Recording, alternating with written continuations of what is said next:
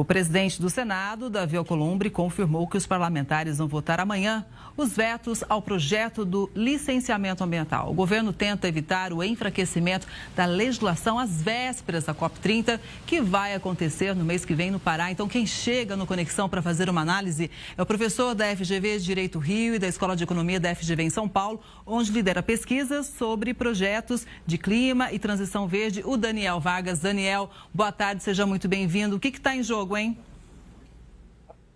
Kelly, o que está em jogo é se nós teremos a capacidade de aprovar uma norma geral do licenciamento que retire esse tema do campo em que ele se encontra por muitos anos, da indefinição completa do que pode ou não ser feito no campo econômico, de como regular e proteger o meio ambiente e como dar parâmetros claros para o desenvolvimento e a preservação ambiental.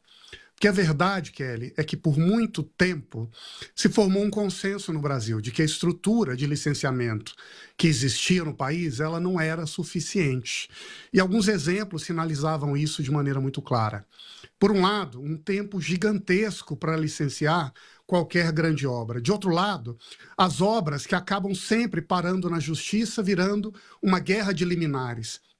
E o agente público, incumbido de conceder a licença, sem ter clareza sobre o que pode ou não ser feito, muitas vezes vira alvo de resistências críticas e até de processos na justiça, perante a qual terá que responder a pessoa física. Então, retirar esse licenciamento desse campo de batalha geral, em que ninguém sabe o que é certo e o que é errado, e trazer a disputa para o campo do direito organizado, foi um consenso formado no Brasil por anos. A lei de licenciamento fez isso, talvez tenha cometido alguns deslizes, houve vetos do presidente e agora o Congresso dará a palavra final. Inclusive, várias entidades do setor produtivo, quase 90 entidades, entregaram aí um documento, uma carta aos parlamentares, defendendo, então, que o Congresso realmente derrube os vetos. Mas como que fica a situação do Brasil, que cediu uma COP30, o Brasil que é vitrine do mundo na questão ambiental, a gente sabe da importância do Brasil, da floresta amazônica, enfim, a importância do nosso país, se o Congresso Nacional, neste momento, inclusive, flexibilizar um pouco mais a questão da licença? Kelly, essa é uma boa pergunta. Nós não sabemos ao certo como isso vai caracterizar a imagem do Brasil e o seu compromisso com a agenda climática para efeito do debate que vai acontecer em Belém em algumas semanas. Nós sabemos que, em grande medida, esse é um jogo de reconhecimento, de imagens. E também sabemos que quem costuma pautar essa imagem mais decisiva são setores ambientais críticos à proposta aprovada pelo parlamento. Me parece, no entanto, que, se bem compreendida, essa norma tem as suas virtudes.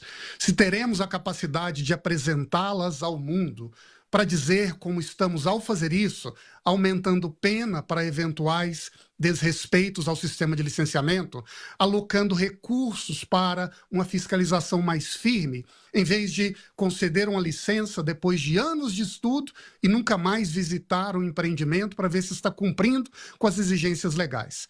Se formos capazes de sinalizar da maneira correta como essa norma retira o país do limbo e da regra, da ordem, da clareza, e também reforça, de certo modo, a proteção ambiental, eu imagino que isso poderia ser compreendido, porque, afinal de contas, Kelly, em todos os países desenvolvidos do mundo, o passo inicial desse debate são regras claras que digam o que pode ou não ser feito. O Brasil estava faltando na definição desses critérios iniciais. Pois é, vamos ver o que vai acontecer, mas um dos pontos, como, por exemplo, a simplificação da licença por autodeclaração, a pessoa faz ali por meio da internet, então precisa ver se a gente vai ter fôlego, como você citou, de realmente penalizar ou fiscalizar quem eventualmente não cumprir as regras.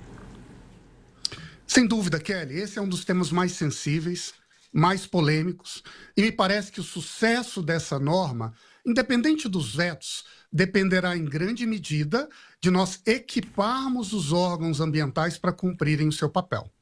Em relação à licença por autodeclaração, no entanto, essa é uma medida que reconhece uma experiência consolidada no Mato Grosso do Sul, em São Paulo, no Espírito Santo, no Paraná, na Bahia, no Ceará e em quase todos os estados nacionais.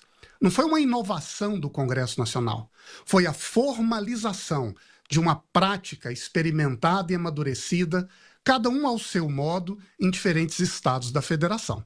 De todo modo, isso não significa que essas licenças para empreendimentos de pequeno porte, de baixo impacto, não devam, a partir daí, exigir uma fiscalização. Ela precisa acontecer. E, a partir de agora, fortalecer os órgãos ambientais para cumprir o seu papel é uma parte central, um componente-chave do sucesso dessa medida.